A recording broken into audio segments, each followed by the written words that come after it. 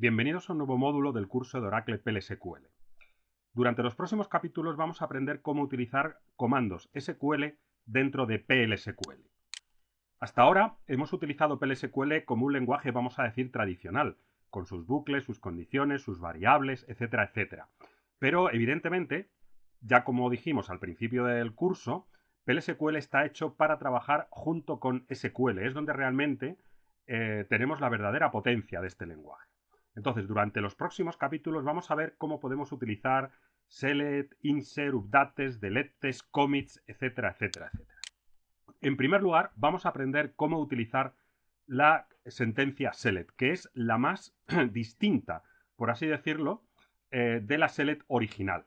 Entonces, para ver un ejemplo concreto, vamos a crear una nueva hoja de trabajo con nuestro usuario HR y vamos a activar la salida de DBMS de este usuario.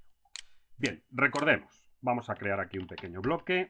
Bueno, vamos a hacer primero una select normal y corriente para comprobar cómo con SQL Developer también podemos trabajar con select. Por ejemplo, si hago select asterisco from departments, que es una de las tablas que tenemos dentro del usuario SQL, si yo ejecuto este comando, como vimos un ejemplo al principio del curso, podemos comprobar cómo en la salida de script tenemos a nuestra disposición la query con los resultados definitivos.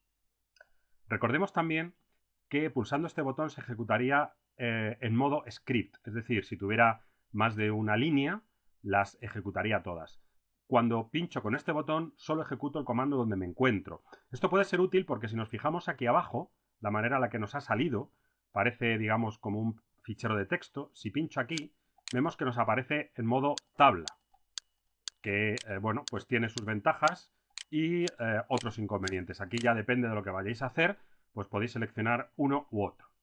Bien, también hay una opción interesante, que es en la parte izquierda, podéis ir seleccionando las tablas y arrastrándolas aquí. Veis que en primer lugar, cuando las selecciono, siempre aparece, digamos, la estructura de esta tabla, como vimos en el primer capítulo, para ver los datos, sus restricciones, etcétera, etcétera, etcétera. Pero también puede ser muy útil porque si la arrastramos, digamos, a una hoja de trabajo, podemos ver que me sale una ventana en la que me pregunta si lo que quiero es poner el nombre del objeto o hacer alguna de los comandos SQL habituales, insert, delete, update o select. Por ejemplo, en este caso vamos a seleccionar seleccionar, valga la redundancia, le damos a aplicar y vemos que nos ha creado una query de manera automática. Vamos a ejecutarla, ¿de acuerdo? Y vemos cómo nos aparece. De hecho, voy a dar aquí una nueva línea. Puedo hacer cosas, por ejemplo, como llevarme el country name aquí y entonces me va a volver a preguntar lo mismo. Si quiero hacer un select o cualquier otro comando, le doy a aplicar y puedo comprobar cómo me acaba de poner el select solo de esa columna. Si quiero hacer un update, también lo puedo hacer. Vuelvo a arrastrar la tabla countries, suelto y en este caso le digo, por ejemplo, que quiero hacer un actualizar, un update. Le pinchamos aquí y puedo comprobar cómo hace, digamos, una pequeña plantilla donde yo voy a poder, en un momento determinado, pues adaptarla a mis necesidades.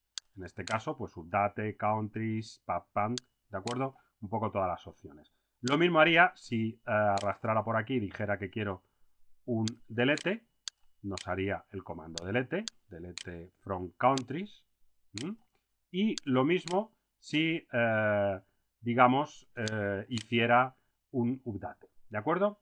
Entonces, podemos decir que tenemos aquí pues un atajo, una manera más rápida de crear las queries. Otra cosa es que cuando estamos trabajando con SQL, pues normalmente vamos a necesitar no solo esto, sino ponerle más comandos. Pero bueno, en el próximo capítulo vamos a ver cómo podemos utilizar estas select dentro de PL/SQL, porque hasta ahora estamos utilizándolas como si fueran SQL normales y corrientes.